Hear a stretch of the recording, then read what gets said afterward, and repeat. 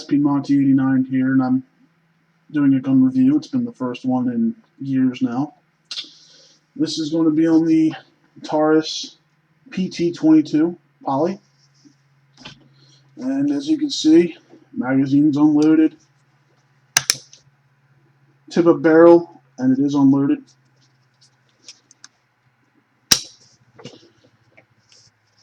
So it's 22 long rifle, and it holds 8 in the magazine, 1 in the chamber. It weighs approximately 12 ounces. As you will see here, it's got 3 safeties on the firearm. The first one is magazine disconnect safety. There's no magazine in the firearm, so if I put a magazine in,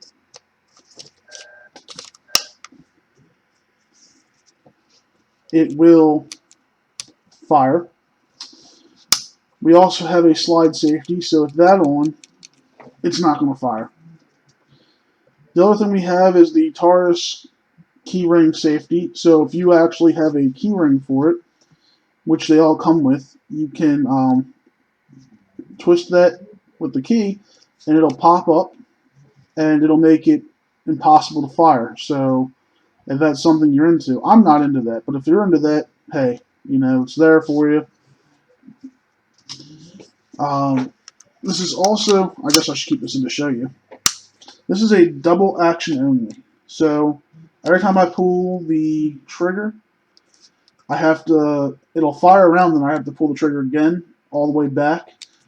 The Beretta 21A Bobcat, which is the main competition to this firearm, is a double single action. So after you fire the first round double action, the slide pushes the hammer back, and you can you don't have to go all the way forward again. So it's actually a lighter trigger pull on the Beretta. But you're saving, I think, $100 to $120.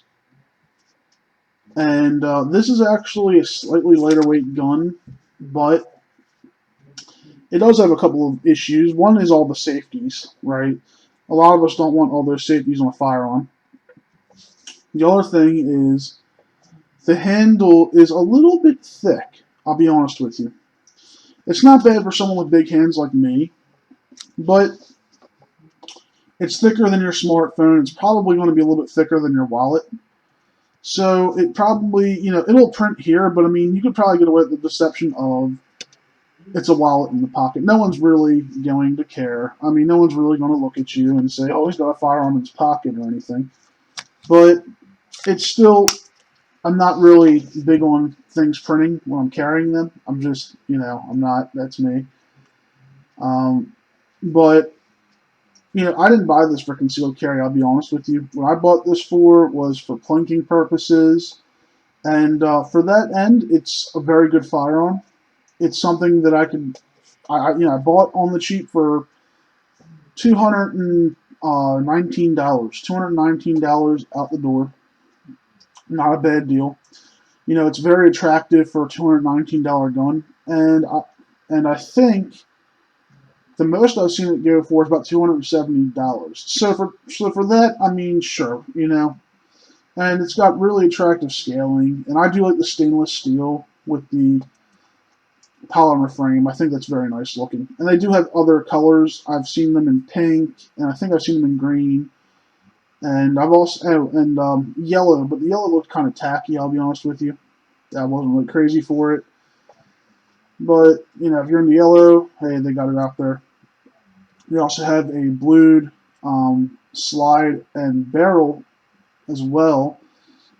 But this is the one I went with. I thought it was the most attractive option, personally.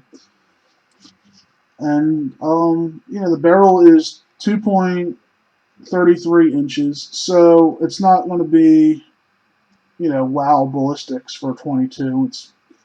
You're not going to get 100 foot-pounds of energy from that muzzle, so you're going to be under that. So it's not going to be ideal for defense.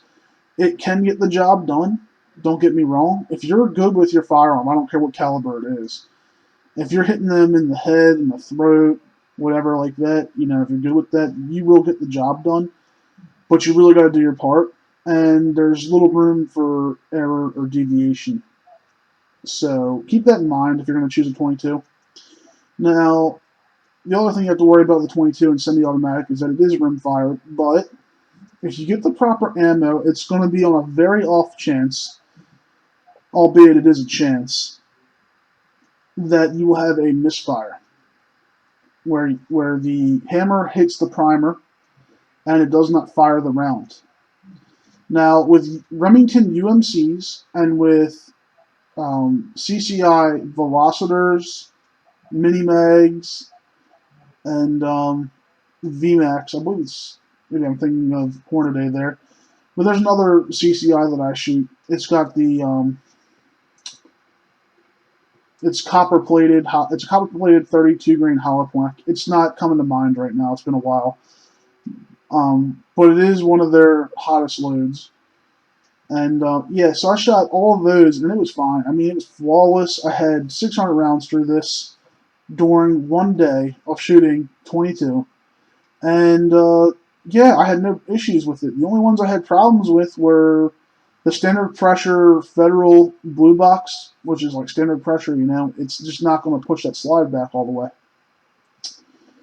And I did screw around with that, you know, snake shot just for the heck of it. But I would just put one in the chamber manually. I wouldn't put them in, you know, the magazine. There's no point. It's not going to feed. And other than that, though, I mean, it's been completely flawless in 600 rounds. So take it for what it is. And here is the sight picture as well. It's one thing I like about the sight picture is that it's more serviceable than, say, Kel-Tec or a Ruger LCP. So for that, you know, it's not bad, and it's snag free. It slips right out of the pocket. Nothing hangs up. Not even, you know, the dovetail doesn't even hang up. So I mean, for that, it's awesome. And the the magazine has a pinky extension, so you are getting that full grip. It does fill the hand really well. It feels very comfortable. And they have a place to put your thumb on either side here, so really nice. Magazines, I got one extra magazine. They go for about $12, so that's not too bad. And excuse me, I have a dry throat, but the magazine has these little notches on the side here, and what you can do is it makes it easier to load because you're pushing down on it, and you can just load that way, drop them right in. So that's something I like about that. That's pretty cool that they added that to it. So why would someone consider this firearm for concealed carry? Well, some people are recoil sensitive. There's no getting around that fact. We're always going to have people out there that are recoil sensitive. And if you are recoil sensitive, you know, you just got to practice more. Maybe this is a good introductory firearm for you as a concealed carry option. And there's no shame in being recoil sensitive. Lots of people are.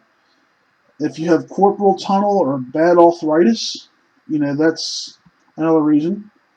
So, I mean, there are reasons to have these little 22s, or people out there that just, for whatever reason, they can't shoot a bigger caliber firearm. And, you know, if somebody bashes you for it, shame on them. You know, if that's all you can handle, a 22 or a 25, then so be it. At least have that on you, though. Have something to defend yourself with. And just remember that if you can get those rounds on target properly, if you can get headshots, if you can get, you know, in the neck or something, that yes, you can stop a threat. But, you know, don't expect it to just automatically, because it's a firearm in your pocket, that you're holding a 45 in your pocket or something. It's not like that at all. But if you're realistic about what you have this for, if you're realistic about the use of this firearm, it's going to serve you well. And at the price point, I think it's really awesome, to be completely honest with you. So there you have it. This is the Taurus PT-22 Poly. I hope you enjoyed this video, and there should be more to come soon if I have some free time, guys. Piedmonte89 out. Remember, anti-gun is anti-American. Two other things I have to tell you about this firearm before you consider it, and it just totally slipped my mind before I finished the original part of my video. One thing is that if you're going to remove the magazine, you have to first push in the magazine release, but then you have to pull it out manually. Okay. So it's not going to pop out like your typical semi-automatics. I mean, it's not hard to get it out. It's sort of like, I think you could actually get it out faster than if you have a European-style magazine release, which is like the little knob down here and then pulling it out. I think this is actually still easier. So it's not going to take, if you train right, it's not going to be, too big of a deal. Reloading quickly. The other thing is that racking the slide, I would not recommend that, especially if you are somebody with small hands or weaker hands. As you can see, it's really hard to get that back. I'm actually trying right now to pull that. As you can see, it is hurting my fingers.